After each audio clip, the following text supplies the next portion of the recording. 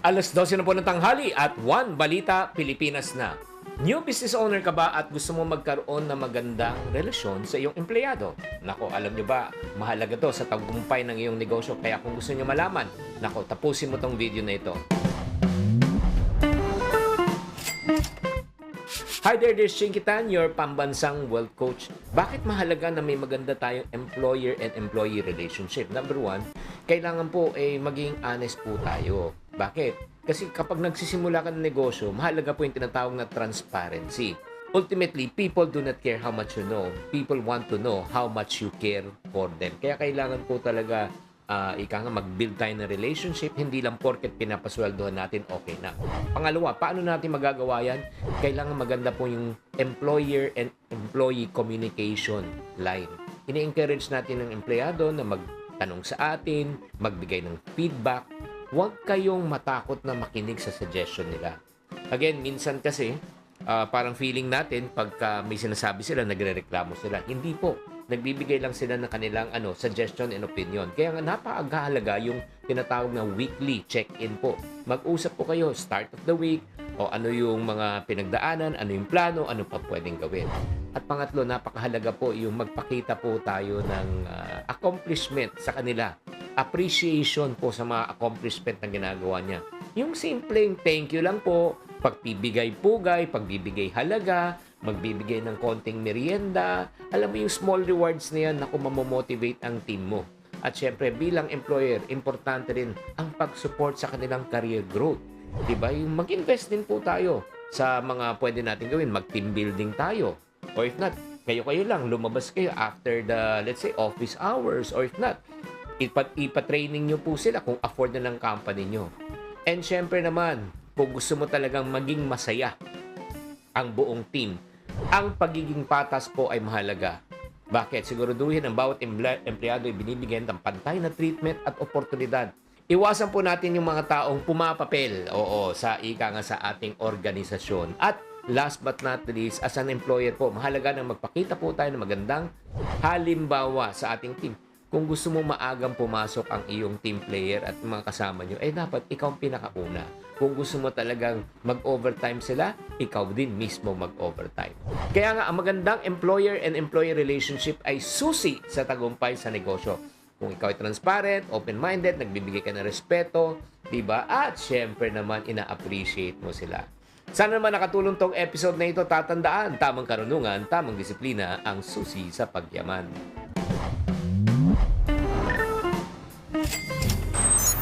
Buena mano sa ating One Balita Pilipinas ngayong Biyernes.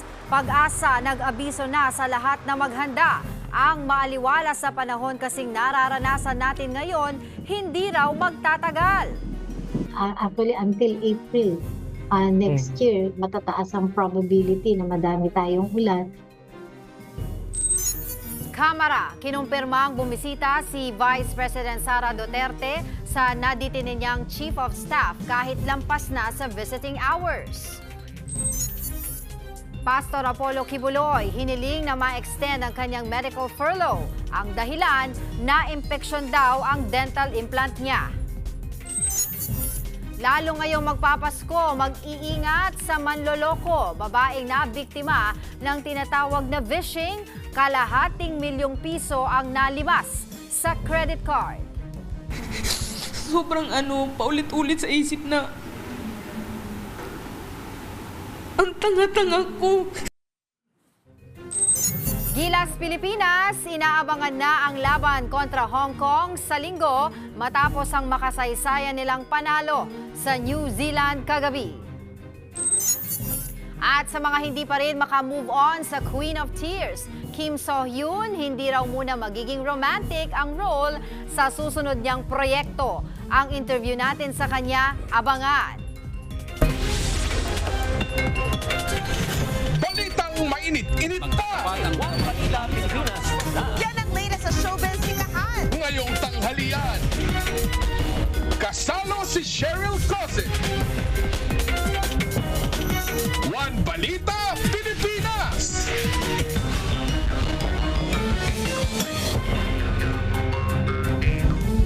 Magandang tanghali. Sali, Luzon, Visayas at Mindanao. Ingat po sa pagtanggap ng mga tawag mula sa mga hindi kilalang numero. Ang isang babae kasi na biktima ng tinatawag na voice phishing kaya nagamit ng mga salarin ang kanyang credit card. Nagbabalita si Faith Del Mundo. Sobrang paulit-ulit sa isip na ang tanga-tanga ko. Naiyak na lang ang palengke vendor na si Rosalie habang nagkukwento kung paano siya na-scam. May lalaki raw na tumawag sa kanya at nagpakilalang taga-bangko. Hiningi ng caller ang natanggap ni Rosalie na one-time password o OTP. Nung una, hindi niya ito ibinigay. Pero sinabi ng lalaki na alam daw nito ang lahat ng transaksyon niya, kaya napaniwala siya. Nakalabing-4 na beses daw siyang hininga ng OTP. May outstanding balance ka na ganito. May yung amount na alam ko na bayarin ko, alam niya. Na mental block na ako. Lahat ng pinadala niya sa akin, sumunod na lang ako ng sumunod. Nalaman na lang niya na naloko siya dahil tumawag ang bangko sa kanya. Aabot sa ₱250,000 ang nilimas sa kanyang credit card. Ayon sa PNP Anti-Cybercrime Group, ang ganitong uri ng scam ay tinatawag na voice phishing o vishing. Ang modus po ng mga cybercriminals dito ay may tumatawag sa mobile number natin at nagpapanggap na bank representative. Wanted na ng mga lesbo ang suspect. Sa tala ng PNP Anti-Cybercrime Group, nasa 34 na mga nahuling sangkot sa phishing ngayong taon. Paalala ng otoridad para hindi maloko.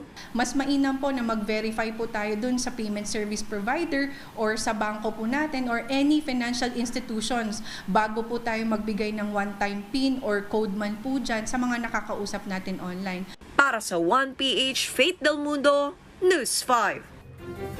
Sa Nueva Vizcaya naman, personal na bumisita si Pangulong Bongbong Marcos para mamahagi ng ayuda sa mga sinalanta ng Bagyong Pepito. Sabi pa ng Pangulo, tinututukan na ang pagsasaayos ng flood control project sa probinsya. Para bigyan ng mukha ang balita, Mobile Journal, Julie Baiza.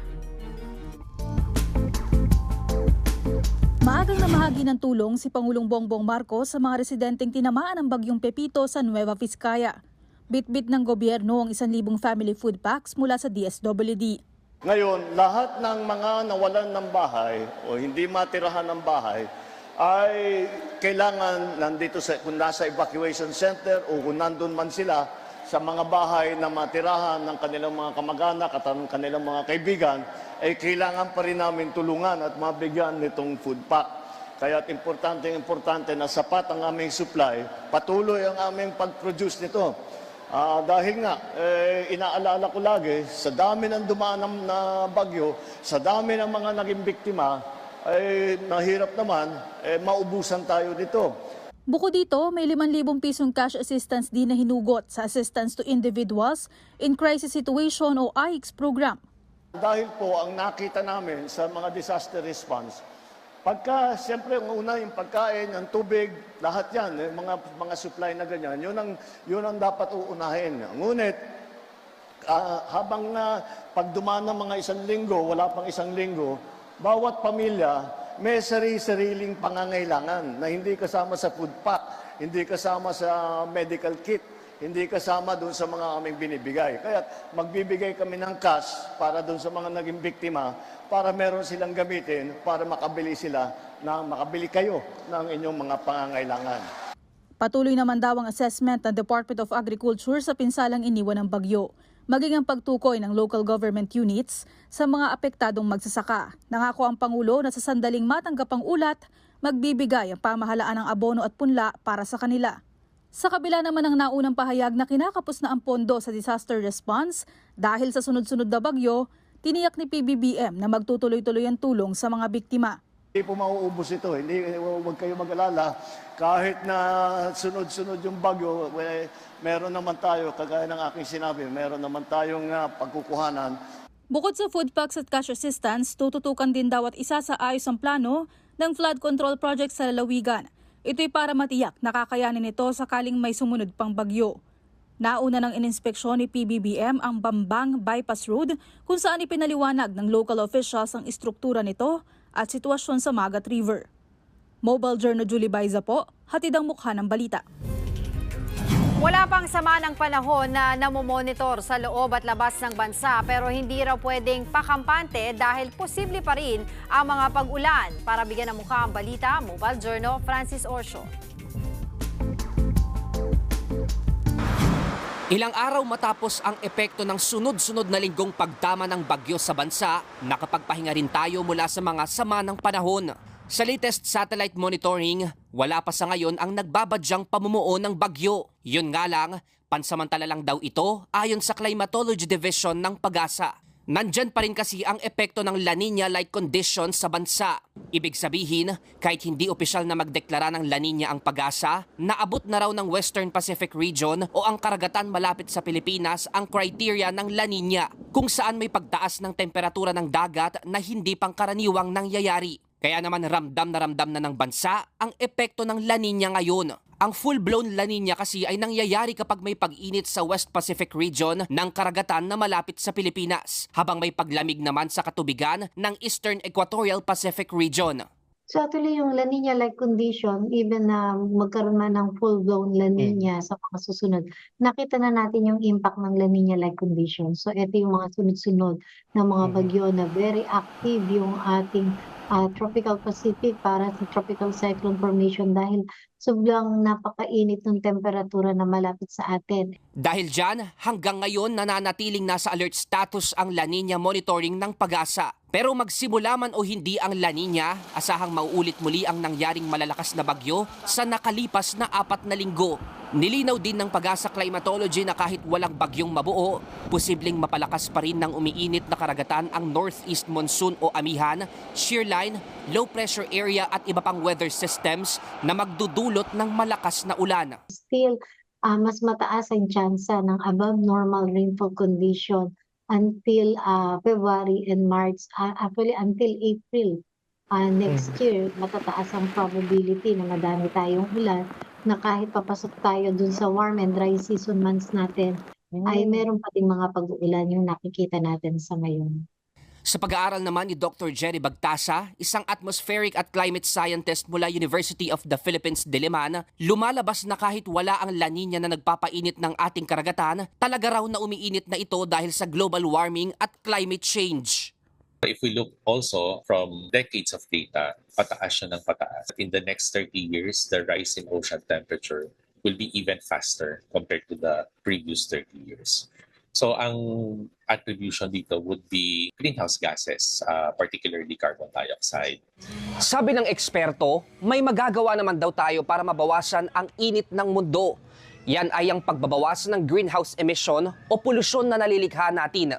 Pero ang tanong, kailan pa kaya yan mangyayari? Mobile journalist Francis Orsio po, hatid ang mukha ng balita. Hindi naman tumitigil ang Alagang Kapatid Foundation sa pagtulong sa mga binagyo. Kasama ang Philippine Navy, kahong-kahong relief goods na may pagkain, hygiene kits at bigas ang dinala natin sa Basco, Batanes. Hindi naging biro ang paglalakbay ng ating volunteers dahil malalakas pa rin ang hampas ng alon. Nagpatuloy din ang pag-iikot natin sa mga bayan sa Cagayan, katuwang ang grupong Kaya Yan Cagayan. Napuntahan ng Alagang Kapatid ang Barangay Padaya at Maura sa bayan ng Apari, Barangay Padaya sa Bugey at Barangay Sentro sa Kamala, Nyugan, kung saan may bitbit ang ating mga kapatid na mainit na arroz caldo. Nabigyan din ng relief goods sa mga nasa lanta sa bayan ng Enrile na binabaha tuwing nagpapakawala ng tubig ang Magat Dam. Ngayon, meron pa tayong mga truck ng ayuda na papuntang norte para sa iba pang mga bayan na sinalanta ng nagdaang mga bagyo. Sa mga nais pa hong makiisa, bukas pa rin ang bank accounts at payment apps ng Alagang Kapatid Foundation para sa inyong mga donasyon. Inanunsyo naman ng Department of Social Welfare and Development o DSWD na hanggang December 30 na lamang ang issuance ng guarantee letter. Pansamantala muna itong ihinto para umano bigyan ng daan ang liquidation at mabayaran ang mga service providers. Kaugnay po niyan, makakausap natin si DSWD Spokesperson Assistant Secretary Irene Dumlao. Magandang tanghali po sa inyo, ASEC. Yes, ASEC. Nakamute po tayo, ASEC.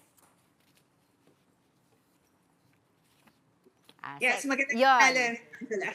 It's good to see you po. Asek, unahin ko na po, gaano po ba katagal ihinto itong pagbibigay ng guarantee letter ng DSWD?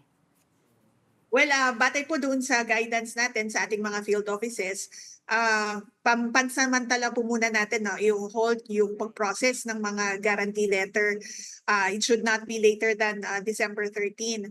So mga 2 linggo, 3 linggo, para nga po magkaroon ng panahon ang ating pong ahensya na tanggapin yung mga requirements o yung mga documents mula sa ating mga iba't ibang mga service providers at isettle yung mga obligation requests and mga disbursement vouchers. Ito ay upang matiyak din na hindi mag-accumulate itong mga vouchers at magkaroon ng mga possible money claims or accounts payable by 2025. So ang ating mga service providers kasi, Ms. Angela, once na na-receive nila yung mga guarantee letters na previously ay na-submit sa kanila, of course, they should be given ample time also to submit yung pong mga documentary requirements for us to process yung pong kanilang mga vouchers.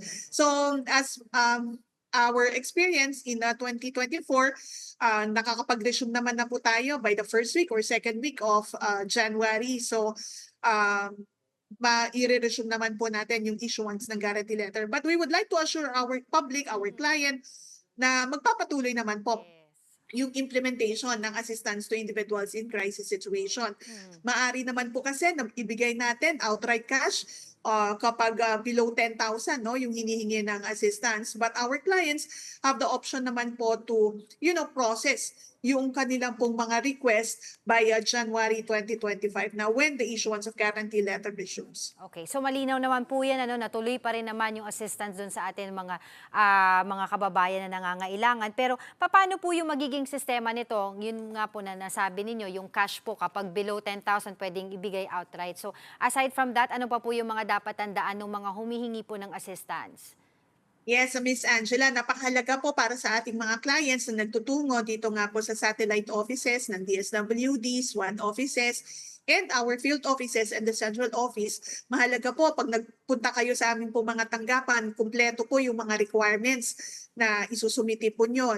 Halimbawa, pag medical or hospital confinement assistance yan, kinakailangan po, meron tayong medical abstract, medical certificate, yung pong outstanding bill or promissory note, kung na-discharge na po yung pong pasyente. And of course, yun naman pong social case study report ay prepare na po yan sa aming po mga tanggapan because of course, kinakailangan na ma-interview po kayo ng aming mga social workers, magkaroon ng assessment at ma-determine po natin kung ano yung appropriate na assistance na ibibigay po ng aming ahensya sa inyo. So yeah, kumpletuhin po natin yung mga requirements, kasama na dyan din yung ID and then ma-facilitate naman po ng aming pong mga opisina yung pong inyong request. Asek, syempre yung kadalasan din tanong po ng ating mga kababayan kung makakasiguro po ba na mapapabilis yung pagbibigay po ng cash assistance po, lalo na po dun sa pagdating sa medical at burial expenses na kailangan po na makapagbayad agad. Yes, gaya nga po ng nabanggit ko, Ms. Angela, kapag below 10,000 naman po yan, 10,000 and below, I mean to say, madali naman pong mapoprocess yan. On the same day, mai-release yan sa ating pong mga clients. Gayon din po, kapag naman kinakailangan talaga na guarantee letter because more than 10,000 yung hinihingi po na tulong, again, there's an arrangement na maaari naman po nating gawin. It's either they could process, come back or return to our offices by January where the issuance of a guarantee letter resumes. We could immediately facilitate that. Maaari naman po kasi na sa mga service providers, may inform sila na mag-i-issue na muna sila ng promissory note na ibig pong sabihin,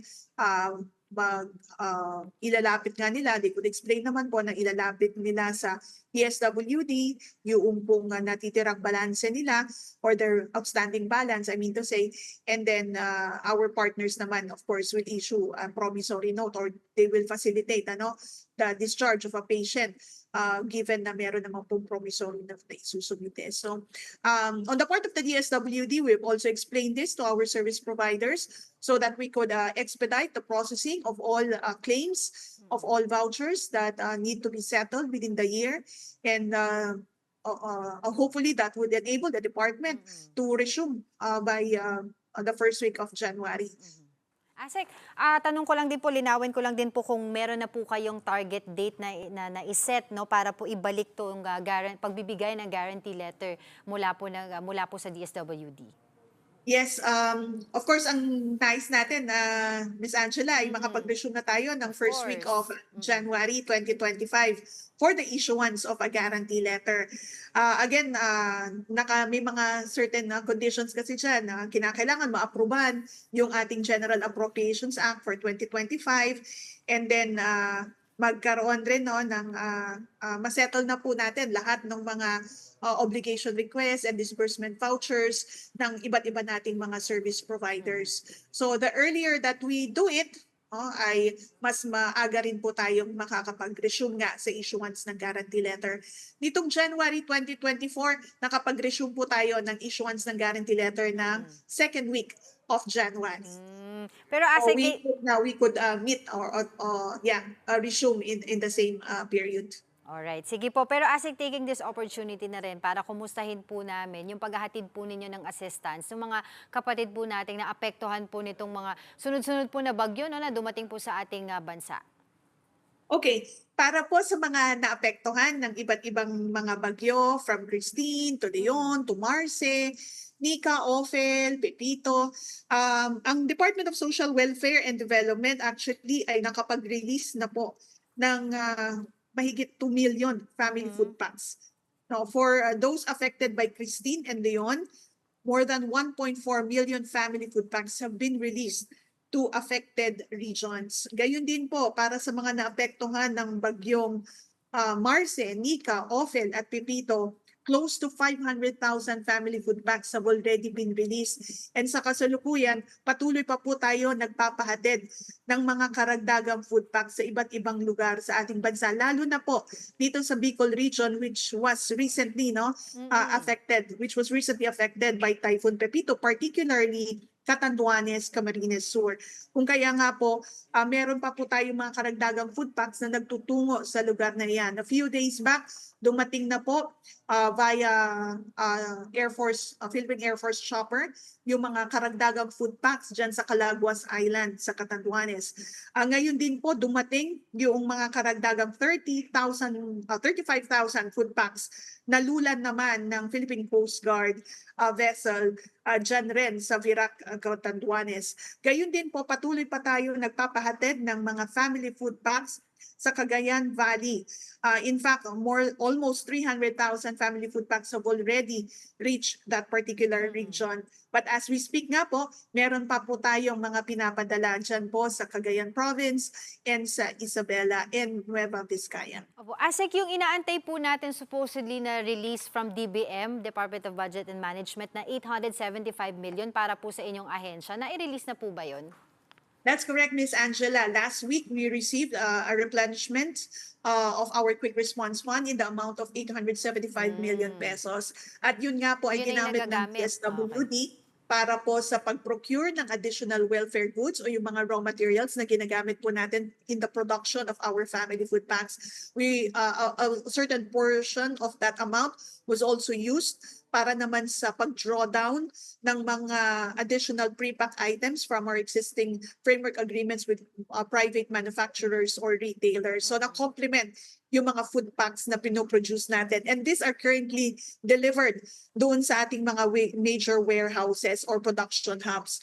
And a majority of that are again going to the various regions as part of our disaster response efforts. A portion is being sent to other regions for stockpiling naman. Okay. Panghuli na lamang po, Asek, hanggang kailan po makakaasa ng tulong ang ating mga kababayan po na biktima po ng mga bagyo po na dumaan sa ating bansa from DSWD?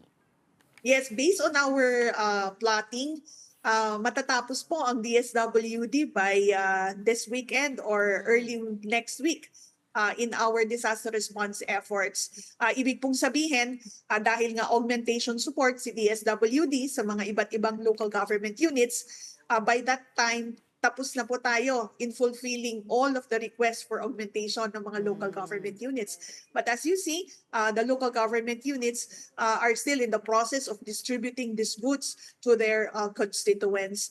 So on the part of the DSWD, makukumpleto na natin, mafulfill na lahat ng mga requests ng LGUs, and the LGUs will now be responsible in ensuring that these food packs reach those who are in need. Opo. Even po yung mga areas under state of calamities hanggang weekend na lang din.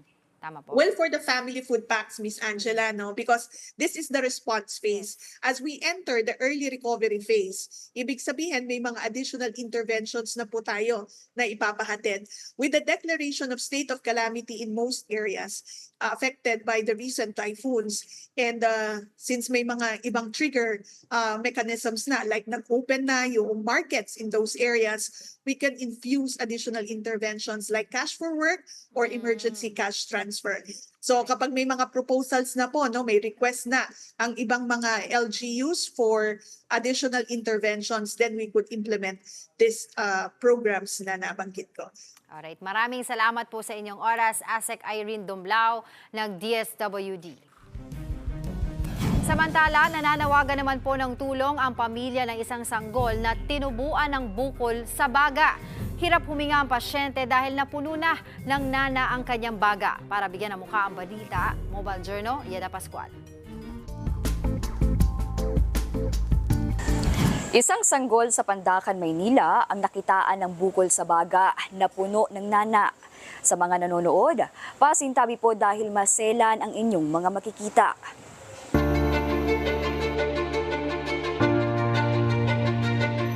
Pitong buwang gulang pa lang si Baby Lian Ezekiel pero hindi na biro ang sinapit niya. Tinubuhan siya sa bibig at tagiliran dahil hirap ng huminga. Kinailangan din siyang tanggalan ng nana sa baga. Mga 2 weeks na po bago po na siya itakbo sa PGH. Yung hirap na po siya sa paghinga, yung parang kawil na po siya sa paghinga. Tapos sobra na po yung ubo niya. May putol daw po sa baga. Yung kasing laki, mga ganun po. Ganyan. Then, ng pagka-drain po nila, sobrang gamit sa kawa nila na nana. Salita ng mag-asawang Geraldine at MJ sa pagbabantay kay Baby Lian sa ospital. Ang katuwang nila sa mga gastusin, ang ina ni Geraldine. Okay naman po, siyempre kahit po nahihirapan, kailangan pong kayanin. Alang-alang po sa bata. Kasi bata po itong anak ko, yung nanay ng bata eh. Lagi po ako may sideline po na labada, tapos nagtitinda po ako ng mga merienda. Ngayong araw tatanggalin na ang tubo sa bibig ng sanggol. Pero hindi pa ang tubo sa kanyang tagiliran dahil patuloy pang inoobserbahan kung babalik ang mga nana. Naghingi po ako sa inyo ng tulong para po sa aking anak na kahit ang tutulong mo po para po sa gustusin po ng anak sa ospital. Ayun lang po. Maraming salamat po. Humingi po ko ng tulong para po sa aking apo na nakakumpine sa PGH. May sakit po siya na may bukol po siya sa baga. Sana po matulungan niyo po kami. Ako po si Mobile Journal Yeda Pascual na nagpapaalala na ang bawat may karamdaman ay kailangan din ng kalinga. Susunod, Vice President Sara Duterte binisita ang Chief of Staff na nakadetain sa Kamara. Set ng MMFF entry na The Kingdom starring Bossing Vic Soto at Piolo Pascual ipinasilip. At one-on-one interview kay Lindsay Lohan, may pa-words of wisdom pa siya para sa fans. Just don't take life too seriously. Enjoy the people that come into your life, and I do think everything happens for a reason. Yan at iba pa sa pagbabalik ng One Balita Pilipinas.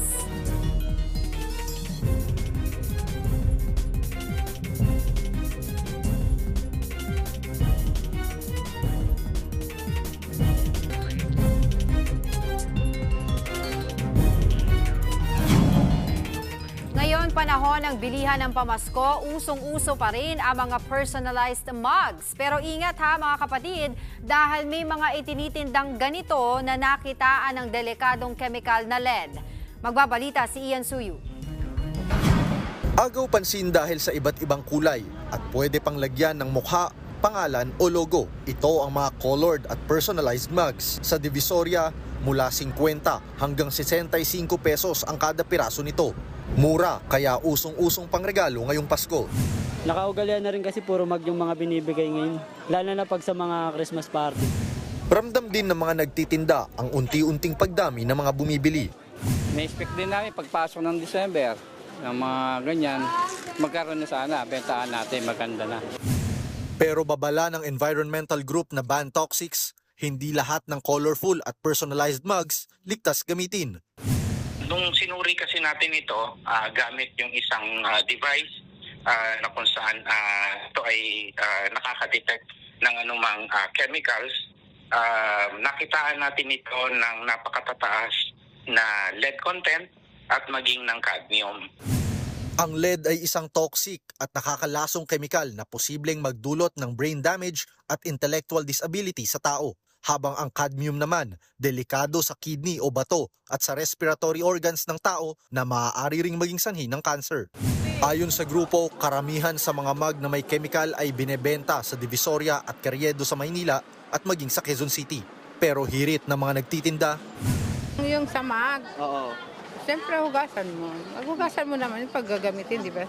Siyempre, alangan naman na hindi mo naman hugasan. Sigurado po talaga, 100% Na siguradong ligtas. Ilang taon na ako sa souvenir? 17 years. Pero wala pa ako narinig na ganyan. Sa ngayon ay tinutuntun pa ang manufacturer ng mga mug na nakitaan ng delikadong level ng mga toxic chemicals. Pinag-aaralan na rin kung paano sila pananagutin. Para sa 1PH, Ian Suyo, News 5. Binisita ni Vice President Sara Duterte ang kanyang Chief of Staff na si Attorney Zuleika Lopez na nakakulong ngayon sa Kamara.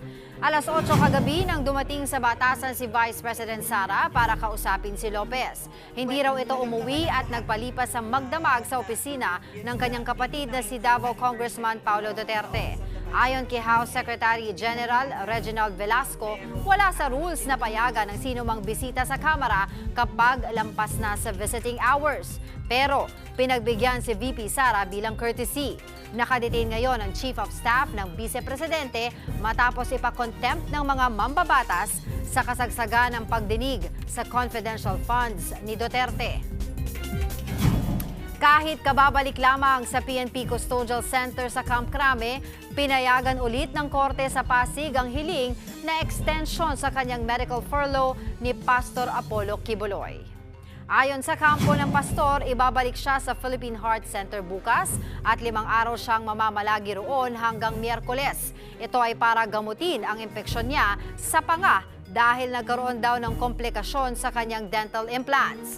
Samantala, naghain na ng counter affidavit si dating DILG Secretary Benhur Abalos kaugnay sa kasong malicious mischief na ikinaso sa kanya ni dating Pangulong Rodrigo Duterte dahil sa pag-aresto kay Kibuloy. Giit ni Abalos, lehitimo ang operasyon nila noon laban sa pastor at wala silang nilabag na batas.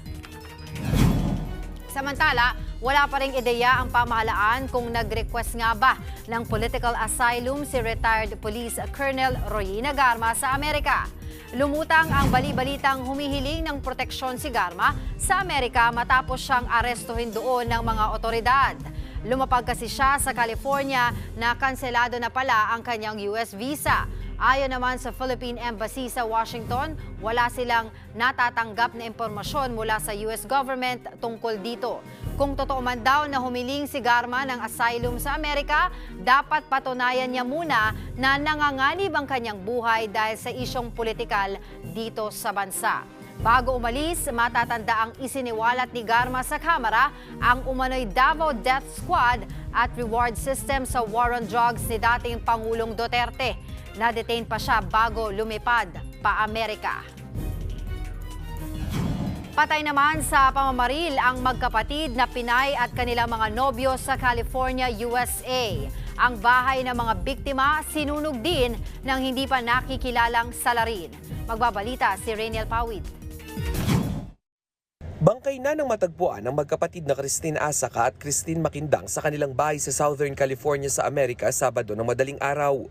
Sa investigasyon, pinagbabaril ang dalawang biktima, ganun din ang fiancé ni Cristina si Edwin Garcia at nobyo ni John V na si Matthew Montebello. Nadala pa si Montebello sa ospital pero pumanaw rin kalaunan. Patay rin ang 3 nilang alagang aso. Natagpuan namang buhay sa loob ng kwarto ang 16 na taong gulang na babae na tumawag ng tulong sa 911. Ayon sa mga pulis, may tumawag sa mga bumbero dahil nasunog daw ang bahay. Sa opisyal na pahayag ng pamilya Makindang, tinawag nilang marahas ang insidente. Hindi raw nila maipaliwanag ang sakit ng pagkawala ni na Christine at John V. Hanggang ngayon inaalam pa rin ang motibo sa massacre at ang nasa likod nito. Nakikipag-ugnayan na rin ang Department of Foreign Affairs sa opisyal ng embahada para sa tulong na pwedeng maibigay sa pamilya Makindang. Para sa 1PH Rainiel Pawid, News 5.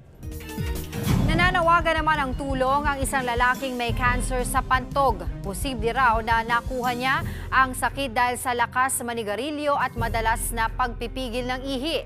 Para bigyan ng mukha ang balita, Mobile Journal, Yeda Pascual. Malakas ka bang manigarilyo? Heto ang isa pang dahilan para ihinto ang iyong bisyo.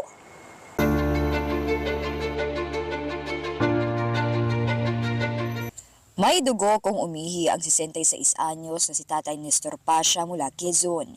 Sa loob ng 2 taon, natiis niya yan dahil wala naman daw masakit sa kanya. Nawawala rin naman daw ang pagdurugo tuwing iniinuman niya ng pinigang dilaw na luya. Pero nitong buwan, bigla na lang namilipit sa sakit si Tatay Nestor at nagpasugod na sa ospital. Dito nalaman na siya pala ay may bukol sa pantog. Okay na daw po, natanggal nila yung bukol. Kasi may posibilidad pong bumalik. Ang dami po, ang daming natanggal. Bali pinakita po nila sa amin, sobrang dami. Parang 2 lalagyan, ganun.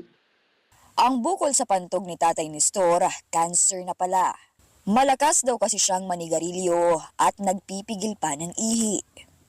Walang direct na correlation yung pagpipigil ng ihi, no, sa pagkatubo ng cancer sa pantog. Ang pwede nating maging explanation dyan siguro, pag nagpipigil ng ihi, kakaroon ng UTI or infection sa ihi na kung paulit-ulit na nangyayari sa mga ilang taon na hindi nagagamot can also be a cause ng cancer sa pantog. Dagdag pa ni Doc, risk factor sa pagkakaroon ng cancer sa pantog ang malakas na paninigarilyo.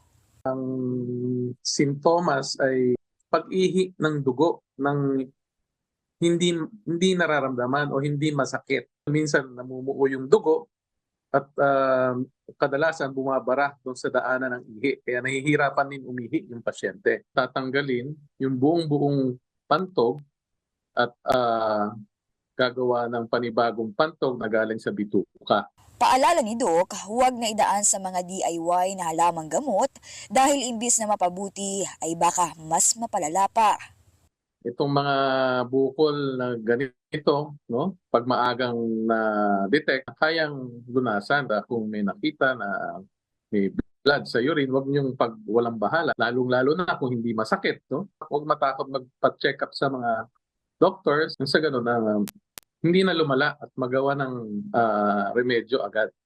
Pwede na sanang lumabas sa ospital si Tatay Nestor. Pero hindi pa sila pinapalabas dahil kailangang cash ang ibabayad sa doctor's fee na nagkakahalagang 120,000 pesos. Bali, doon pa rin po siya. Magwa 1 week na po siyang na-opera, hindi naman namin mailabas. Nakakahiyaman po, baka po naman ay mayroong mababait at malambot ang puso na makakatulong po sa amin para po yung tatay namin ay makalabas na kasi talaga pong wala na kaming ibang malapitan. Ako po si Mobile Journal Yeda Pascual na nagpapaalala na ang bawat may karamdaman ay kailangan din ng kalinga.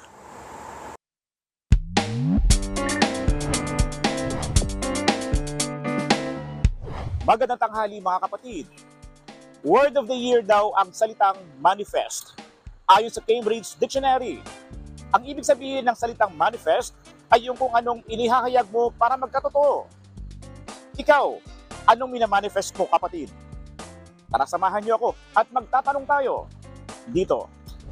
Yung makauwi po yung pamangkin ko po nasa Malaysia, sir. Kaya nahirapan na po kasi sa trabaho niya. Gusto ko po magkaroon ng puhunan sa negosyo, maliit na tindahan. Kung sakaling may tutulong po, ay pasasalamatan ko po ng taos-puso. Gusto lang po namin linawan yung year 2020-21 kung may makukuha pa ba kami sa year sa man ng pandemic po. Kasi hanggang ngayon po wala pa kami nakukuha ng year 2020-21. So bali lahat po yun ay 15 months.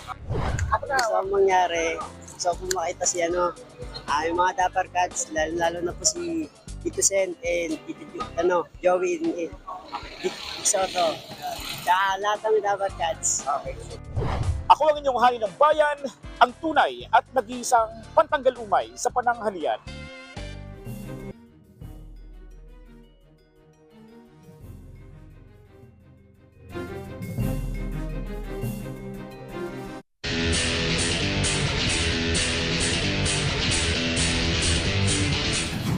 Siguradong napasarap ang tulog ng Pinoy basketball fans kagabi. Tinapos kasi ng Gilas Pilipinas ang dry spell kontra New Zealand Tall Blacks. Para bigyan ng muka ang balita, Mobile Journal Denise Valdesancho. Matapos ang 8 taon, nasungkit ng Gilas Pilipinas ang panalo kontra Tall Blacks. Hindi basta-basta ang naging simula ng laban ng Pilipinas kontra world number 22 New Zealand. Ngunit nang mahanap ang kanilang momentum, full domination na ang Gilas Pilipinas sa kanilang home court, unleashing a 16-0 run. Ang final score, 93-89. Ibang performance ang ipinakita ni Justin Brownlee matapos magtala ng 26 points, 11 rebounds, and 4 assists. 7-3 center Kai Soto also stepped up after recording a near triple-double of 19 points, 10 rebounds, and 7 assists. The Nationals remain unbeaten with a 3-0 record. Sa ngayon, nangunguna ang koponan mula Pilipinas sa Group B. Patikim pa lang yan dahil susunod na makakaharap ng Team Pilipinas ang Hong Kong sa laban nila sa linggo, November 24 at the Mall of Asia Arena. Sa doubleheader Thursday naman ng PVL All-Filipino Conference, uninterrupted ang connection ng Signal kontra Cherry Tigo in a 4-set victory, 25-19, 20-25, 25-18, 25-21. Standout performance ang libero na si Don Macandili Katindig after delivering 23 excellent digs and 6 excellent receptions.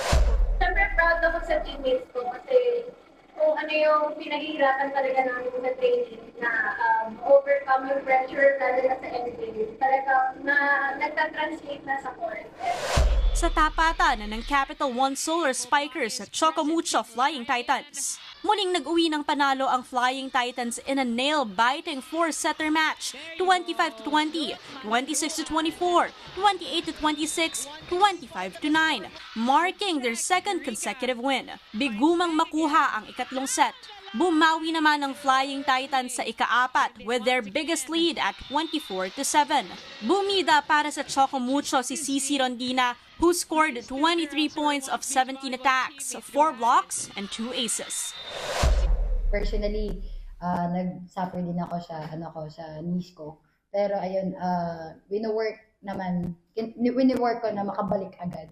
Pero ayun, hindi naman yun rason, pero I think it's the commitment naman din sa pagiging pro and syempre sa national team. And tanggap lang ng tanggap and trabaho lang ng trabaho.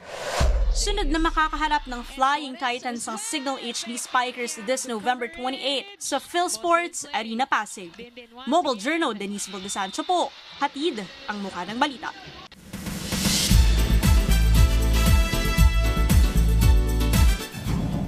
Hola mga kapatid, happy Friday sa inyo. Yes, it's our last day po dito sa Singapore. Pero ang chika natin, napakarami pa po. Umpisahan na nga natin para sa mga fans, si Kim So Yoon. Pinag-usapan na niya, nag-deep dive na siya sa upcoming project niya na Knock Off sa Disney+. At syempre, para sa mga fans sa kanyang love team sa last project niya, fret not, dahil eto raw bago niyang proyekto, mapupuno ng aksyon. At syempre, pinakita na rin natin kung ano pa yung mga heavy gut na mga proyektong mapapanood sa platform ng Disney. Dahil talaga siniseryoso na nila Korean content, lalo pa this 2025. Watch this. Show of Force with Mickey Mouse. Sa pambihirang pagkakataon, pinagsama-sama sa entablado ang mga Korean at Japanese superstar para sa lumalakas lalo na Asian content worldwide. Kung kahapon bumida ang Hollywood content, ngayong araw naman all eyes and the spotlight goes to Asian content na mapapanood syempre sa Disney. At napakalaki ng kanilang investment dito dahil lahat po ng malalaking superstar ng Korea pinagsama-sama na nila sa mga kakaibang kwento sa platform na Disney+. Ang Korean superstar na si Kim Soo-hyun, tampok sa action thriller na Knockoff, kung saan papasukin ang mundo ng peking goods o counterfeit. Mas ma-action daw ito kesa romance, kaya kalma sa Suwon fans ng Queen of Tears. 로맨스 비중이 한 15% 정도 될 수 있을 것 같고요. 그리고 전작에서 제가 그러니까 눈물의 여왕에서는 제가 맡았던 백현우라는 역할이 굉장히 스윗하고 따뜻하고 이런 역할이었다면 이번에 맡은 김성주는 무엇보다 냉철하고 냉정하게 오로지 생존을 위해서 아주 현실적인 인물이라고 생각합니다. Si Joo Ji-hoon, horror thriller na light shopkeeper ang project. Bida naman si Park Eun-bin sa Hyper Knife, habang sa 9 puzzles na Kim Dami at So Kuku. Si Kim Ye-soo sa Unmasked at Ryu Seung-rong sa Low Life. May pa-first reveal din ng Disney sa proyektong The Murky Stream ni Ro Woon. Ganon din ang Korean Hollywood collab na Tempest starring Gianna Jun at John Choi. Kabog din ang Made in Korea dahil nasa Disney Plus na rin si Hyun Bin at The Manipulated ni Ji Chang-wook. Lahat ng ito mapapanood sa 2025 sa Disney Plus. Tabi-tabi muna mga Gen Z, dadaan ng mga millennial dahil yung mga icons from Y2K are so back. I'm talking about Lindsay Lohan at syempre ang sikat sa One Tree Hill noon, si Chad Michael Murray. Dahil may pamaskong handog po sila para sa ating lahat ngayong holiday season. At syempre nakachikahan natin sila. Watch this. Where are you from? Peachtree City. The Lilo is so back! Laman ng mga pop culture pages at laging trending ang return of the comeback sa showbiz ng nag-iisang si Lindsay Lohan. At ngayong Pasko nga, may handog siya sa fans ang Our Little Secret. Kasama rin ang iconic Galinda na co-star niya rito, si Kristen Chenoweth at si Ian Harding. Syempre, nakachikahan natin sila. Well, since my last movie was Irish Wish, which was a bit more of a fairy tale, and I really wanted to do something that was more grounding. I wanted a character that was very relatable, real life story that anybody could find themselves in a position of. Tungkol ito sa ex-childhood lovers na nadiskubring magkapatid pala ang mga jowa nila. At syempre, may mga dysfunctional sa pamilya. We have one life, and to try to enjoy it. That's the message. No matter how wacky it can get. Don't take life too seriously.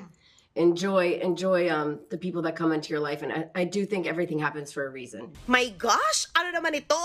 Mula sa kanyang iconic One Tree Hill fame, on a lighter role na ngayon ang OG heartthrob na si Chad Michael Murray, kasama si Britt Robertson sa The Merry Gentleman. May pakalendaryo pa si Chad sa atin, ha? Wah! Eye candy man sa mata. Kwento sa atin ni Chad, sobrang challenging daw ang preparasyon para magmukhang perfect 10 sa pisikal na anyo at sayawan. About 3-4 times a week, 6 hours a day, sessions of dance for about a month and a little bit before shooting. I had no previous dance experience, so it was one of those, I better learn a new skill quickly because it's not on the resume, but it's gonna be. Showing na ang The Merry Gentleman at Our Little Secret sa Netflix. Guys, eto na ha. Mag-local na naman tayo ng mga aabangang proyekto. Isa sa pinaka-anticipated ng The Kingdom, syempre ng MQuest Ventures, MZ at APT. At nagpasilip na po sila ng ilang mga detalye, napaka-importanting detalye ng The Kingdom. Ang upcoming film po ni Vic Soto at ni Papa Piolo Pascual. At syempre nandiyan ang ating mobile journal na si Kyla Macantan para ibigay ang mga detalye. Watch this.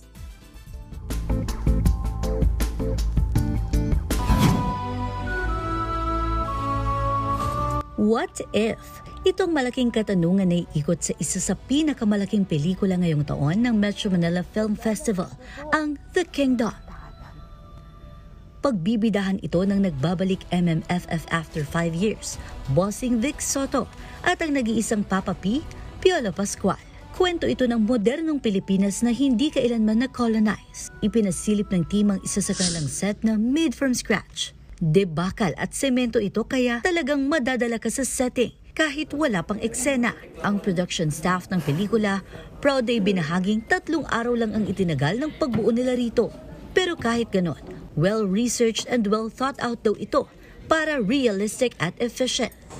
To be honest with you, it was really difficult kasi halos wala tayong records. Good thing din kasi I'm also a teacher, so I have access to the journals.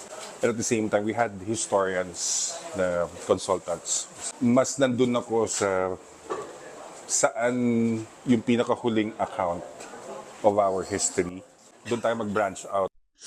Kakaiba ito kumpara sa nakasanayang comedy roles ni Bossing, ganun din ang blockbuster hits ni Piolo.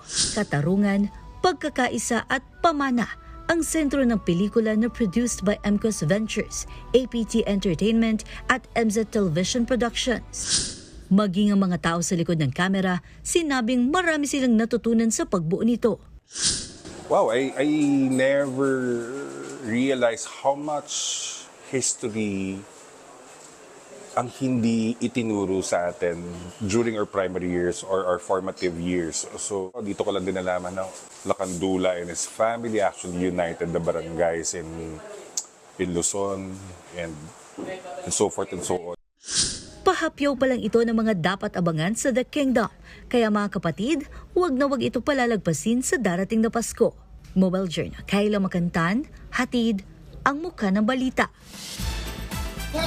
Kaya hindi talaga natin palalagpasin yung The Kingdom na yan, di ba Angela? Yan muna ang latest mula rito sa Singapore at syempre sa showbiz. Back to you dyan sa studio. Thank you, MJ. Mga kapatid, 33 days na lang, Pasko na. At yan po, ang mga banderang balita at public service sa inyong tunay na kasalo sa tanghali. Sa ngalan po ni Cheryl Cosim, ako po si Angela Lagunzad Castro. Kami ang 1PH, teleserbisyo para sa Pilipinas.